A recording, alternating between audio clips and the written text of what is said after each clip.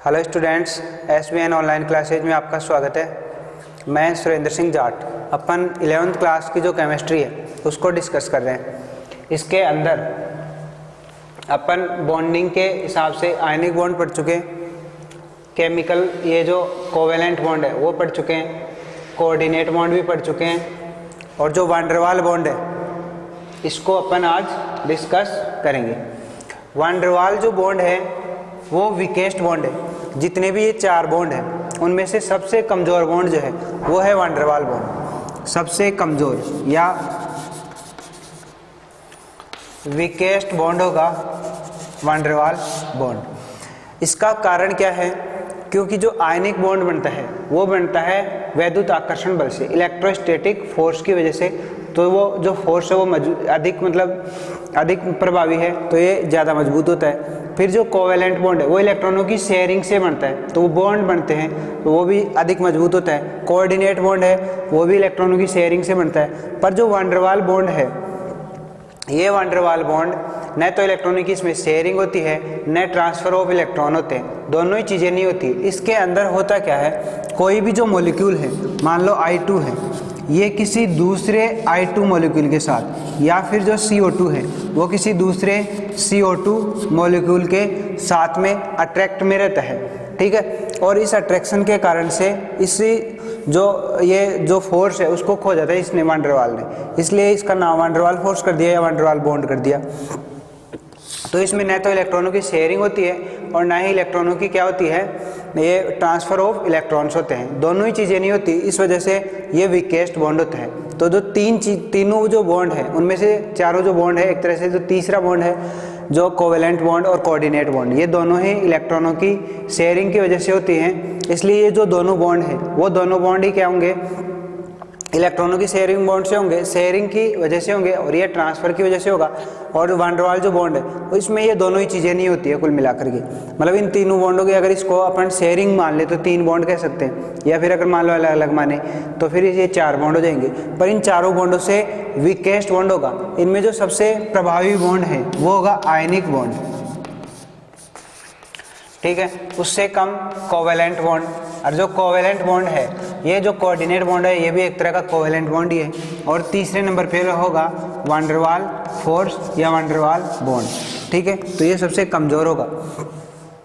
ये चीज़ इसमें ध्यान देने की होती है, इसमें न शेयरिंग नहीं होती है, ट्रांसफ़र ऑफ इलेक्ट्रॉन्स भी नहीं होते, दोनों ही चीज़ें नहीं होती। इसके अलावा बॉन्डिंग में दो तरह के बॉन्ड होते हैं, एक सिग्मा बॉन्ड और एक होता है पाई बॉन्ड। सिग्मा बॉन्ड और एक पाई बॉन्ड, ये 2 चीज़ें क्या होती है, सिग्मा बॉन्ड क्या होता है और पाई बॉन्ड क्या होता है। देखिए दोनों ही जो बॉन्ड है वो एक तरह से कोवेलेंट बॉन्ड है, ठीक है, इलेक्ट्रॉनों की शेयरिंग की वजह से बनते हैं। और जो सिग्मा बॉन्ड है उसमें एक ही इलेक्ट्रॉन का, जब एक इलेक्ट्रॉन युग्म शेयरिंग करता है, मतलब एक इलेक्ट्रॉन जब शेयरिंग करता है तब सिग्मा बॉन्ड बनता है। और जब 2 इलेक्ट्रॉनों की शेयरिंग होती है तब बनता है पाई बॉन्ड। जैसे मान लो अपने पास में कोई मॉलिक्यूल है CH4, ये हुआ CH4 मॉलिक्यूल। तो जो CH4 मॉलिक्यूल है, ये CH4, इसमें 4 सिग्मा बॉन्ड है। इसमें जो बॉन्डिंग बनी होगी वो इस प्रकार से बनी होगी, ये एक इलेक्ट्रॉन और ये भी एक इलेक्ट्रॉन। इसका एक इलेक्ट्रॉनों की, जब एक इलेक्ट्रॉन पेयर की, या फिर अपन ऐसे कहें कि जो 2 इलेक्ट्रॉन है उनकी शेयरिंग से जो बॉन्ड बना वो सिंगल बॉन्ड बना, ठीक है। अब ये भी सिंगल बॉन्ड, ये भी सिंगल बॉन्ड, ये भी सिंगल बॉन्ड, तो एक तरह से सिंगल जो बॉन्ड है वही सिग्मा बॉन्ड है। तो ये तो इसमें हो गए सिग्मा बॉन्ड। उसके बाद में अगर अपने को पूछे भाई पाई बॉन्ड, तो जो पाई बॉन्ड है वो किस प्रकार से बनेंगे, डबल बॉन्ड से बनेंगे या फिर ट्रिपल बॉन्ड से बनेंगे। जैसे मान लो एक एग्जाम्पल है अपने पास में,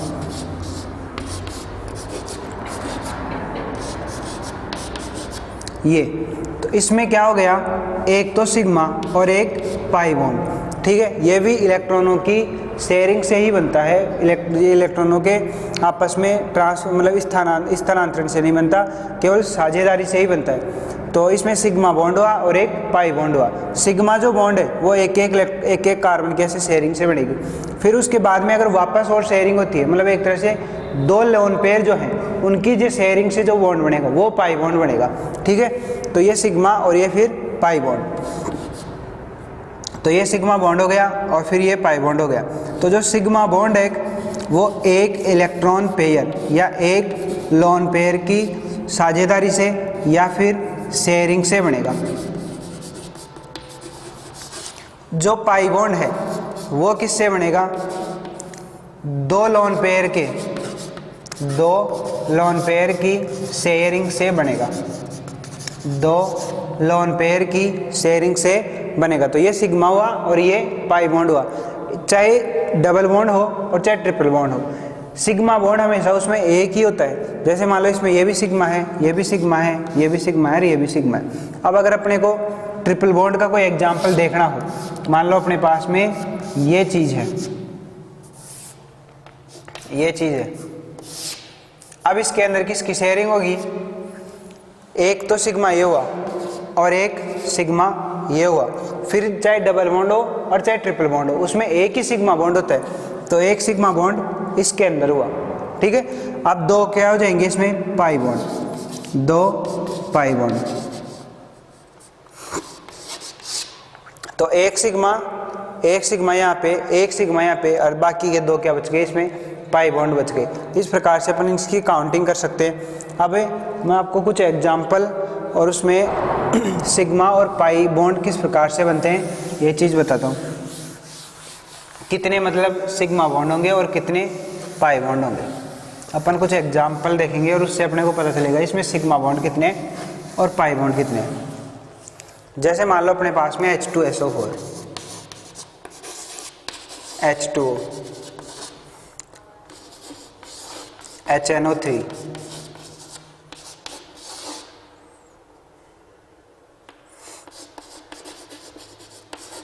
KMNO4 और K2Cr2O7।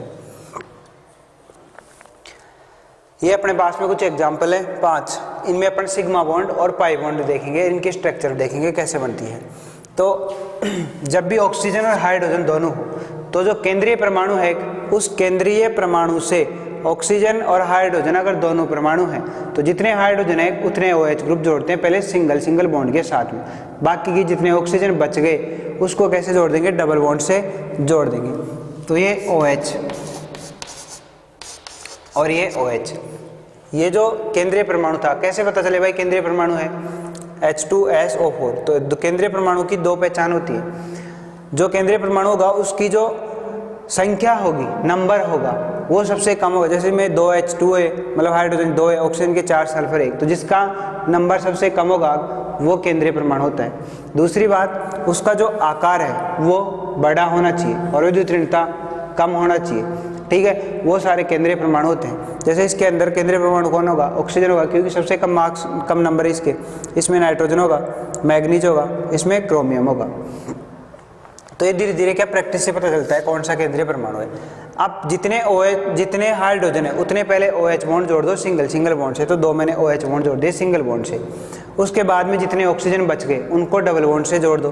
तो इसको जोड़ दो डबल बॉन्ड से, ये डबल बॉन्ड से जोड़ दिया।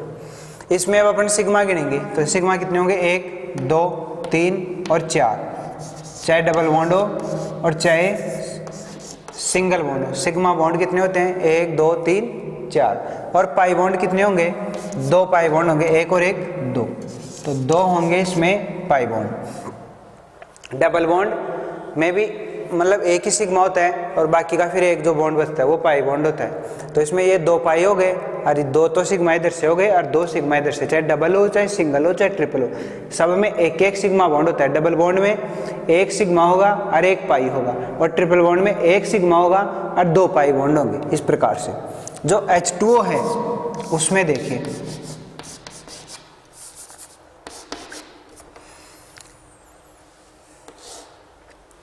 अब जो H2O है उसके अंदर एक सिग्मा ये हुआ और एक सिग्मा ये हुआ, तो 2 ही सिग्मा बॉन्ड है,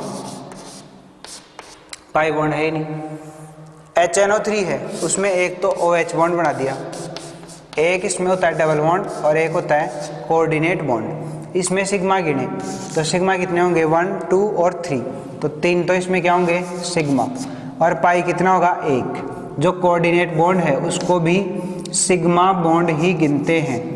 जो कोऑर्डिनेट बॉन्ड है उस कोऑर्डिनेट बॉन्ड को भी अपन सिग्मा बॉन्ड ही गिनते हैं। तो एक और एक 2 सिग्मा, और ये जो डबल बॉन्ड है इसमें भी एक सिग्मा बॉन्ड होगा, तो 3 तो क्या हो गए सिग्मा बॉन्ड, और पाई बॉन्ड कितना हुआ, एक ही हुआ। उसके बाद में KMnO4, तो K प्लस और MnO4 माइनस, ठीक है, ये हो गया KMnO4। ये एक आयनिक कंपाउंड है, ठीक है। ये कौन सा कंपाउंड होगा, आयनिक कंपाउंड होगा, K प्लस MnO4 माइनस में टूटेगा। फिर इसकी जब संरचना बनाएंगे MnO4 माइनस की, तो Mn और जितने ऑक्सीजन माइनस के हैं उसको सबसे पहले लिखते हैं। जैसे जितने हाइड्रोजन होते हैं उतने OH ग्रुप लिखते हैं, वैसे ही जितने ऑक्सीजन माइनस के होते हैं उनको पहले सिंगल बॉन्ड के साथ में जोड़ दो। उसके बाद में क्या करो, जितने ऑक्सीजन बच गए उनको डबल बॉन्ड से जोड़ दो। ऑक्सीजन कितने बचे, 3, तो तीनों ऑक्सीजनों को डबल बॉन्ड से जोड़ दो, तो ये जुड़ गए तीनों ऑक्सीजन डबल बॉन्ड से। तो सिग्मा कितने हो गए, 1 2 3 4, तो 4 तो हो गए सिग्मा।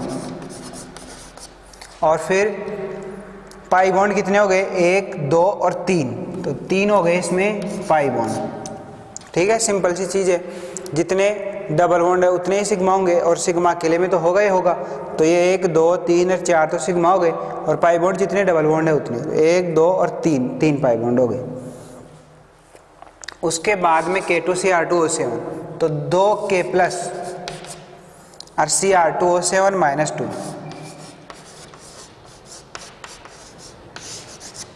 देखिए अब ये आयनिक कंपाउंड था तो आयनों में से टूट गया। फिर Cr2O7 को जो बनाएंगे तो ये क्रोमियम पर यहाँ बना लेते हैं अपन इसको, Cr2O7 माइनस 2, तो ये क्रोमियम। और विषम संख्या में अगर ऑक्सीजन आती है, ओड नंबर में अगर ऑक्सीजन परमाणु आए तो उनको जो 2 सेंट्रल एटम है उसके बीच में रख लो, तो इसको रख लिया। फिर 3 ऑक्सीजन बचे, उसमें से 2 माइनस के हैं, तो 2 ऑक्सीजन एक को माइनस माइनस की दे देंगे। फिर बचे कितने, ये 4 ऑक्सीजन, उनको डबल बॉन्ड से जोड़ दिया। दोबारा देखिए, पहले जो K2Cr2O7 था उसको अपन ने आयनिक बॉन्डों में तोड़ दिया, 2K प्लस और Cr2O7 माइनस 2 के अंदर तोड़ दिया। उसके बाद में जो 2K प्लस है वो तो हो गया आयनिक बॉन्ड, और Cr2O7 माइनस 2 है, उसमें से ये हुआ Cr2O7। उसको कैसे बनाया, पहले जो विषम संख्या में अगर ऑक्सीजन परमाणु आता है या ओड नंबर में अगर ऑक्सीजन एटम आता है, तो उस ऑक्सीजन एटम को पहले दोनों जो सेंट्रल एटम है उसके बीच में रख लेते हैं। तो इसको ऑक्सीजन परमाणु को सेंट्रल एटम थे क्रोमियम, उसके बीच में रख लिया। फिर जितने ऑक्सीजन परमाणु बचे उन ऑक्सीजन परमाणुओं को अपन क्या करेंगे, बराबर बराबर बांट देंगे। जैसे 7 में से एक तो बीच में रख लिए, बची 3, मतलब 3 इसकी और 3 इसकी, 6 बची टोटल। 6 में 3 इसको दे दिए और 3 इसको दे दिए। उसके बाद में अपन क्या करेंगे, ये 2 ऑक्सीजन है माइनस के, तो 1 ऑक्सीजन माइनस का इसको और 1 ऑक्सीजन माइनस का इसको दे दिए, दोनों को ऑक्सीजन माइनस माइनस के। फिर 4 ऑक्सीजन बची, तो ऑक्सीजन माइनस के होने के बाद में ऑक्सीजन को, ऑक्सीजन 2 ही कंडीशन में सिंगल बॉन्ड से जुड़ पाता है। एक तो जब उसके साथ में हाइड्रोजन हो तो OH ग्रुप के रूप में सिंगल बॉन्ड से जुड़ती है ऑक्सीजन, और दूसरी जब ऑक्सीजन के ऊपर एक ऋणात्मक आवेश हो, यानी एक नेगेटिव चार्ज हो, तब 2 कंडीशन में ऑक्सीजन सिंगल बॉन्ड से जुड़ती है, बाकी में डबल बॉन्ड से जोड़ते हैं। तो इसको सिंगल बॉन्ड से जोड़ दिया, इसमें भी और इसमें भी, तो ये जोड़ दिया सिंगल बॉन्ड के साथ में। तो ये सिंगल बॉन्ड से जुड़ा। अब जो 4 ऑक्सीजन थी उनको चारों को इस प्रकार से जोड़ दिया अपन ने, जो बाकी बच गई उसको डबल बॉन्ड से जोड़ते तो ऐसे जोड़ दिया। जुड़ने के बाद में देखिए इसमें सिंगल बॉन्ड कितने हुए, ये या फिर मैं ऐसे कहूँगा सिग्मा बॉन्ड कितने हुए, तो 1 2 3 4 5 6 7 8 तो है सिग्मा, 1 2 3 4 5 6 7 8। और पाई बॉन्ड कितने हुए, 1 2 3 और 4, तो 4 हो गए इसमें पाई बॉन्ड,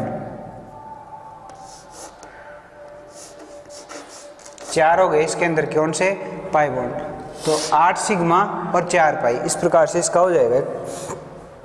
तो H2SO4 H2O HNO3 KMNO4 K2Cr2O7, उसमें अपन ने क्या देखा है, सिग्मा बॉन्ड कितने हैं और पाई बॉन्ड कितने हैं। और इसके बहाने अपन ने ये चीज़ भी देख ली है कि भाई जब भी स्ट्रक्चर अपन किसी की बनाते हैं, नॉर्मल स्ट्रक्चर, ये कोई हाइब्रिडाइजेशन से बनाकर निकाल करके नहीं बनाई हुई है। जब नॉर्मल अपने को संरचना बनानी हो किसी को तो किस प्रकार से बनाते हैं, सारे एटम सिंगल बॉन्ड से जोड़ते हैं केवल ऑक्सीजन के अलावा और नाइट्रोजन के अलावा। नाइट्रोजन जुड़ता है कभी कभी ट्रिपल बॉन्ड से, बाकी लगभग सबको किससे जोड़ते हैं? सिंगल बॉन्ड से जोड़ते हैं। अब ऑक्सीजन कभी डबल से जुड़ती है, कभी सिंगल से जुड़ती है। तो ऑक्सीजन सिंगल से कब जुड़ेगी? दो ही कंडीशन में, जब उसके साथ में हाइड्रोजन हो। तो जितने हाइड्रोजन होंगे उसको OH फॉर्म में जोड़ देंगे, OH के रूप में जोड़ देंगे सिंगल बॉन्ड से। जैसे ये H2SO4 था, दो हाइड्रोजन थे तो दो OH जोड़ दी। बाकी की जितनी ऑक्सीजन बच गई उनको डबल बॉन्ड से जोड़ देंगे, तो दो बची, दोनों को डबल बॉन्ड से जोड़ दिया। उसके बाद में दूसरी चीज़ कौन सी हुई? H2O की, तो इसमें भी ये सिंगल सिंगल से जोड़ दिया। फिर HNO3 में एक ही H था तो उसको सिंगल बॉन्ड से OH की फॉर्म में जोड़ दिया।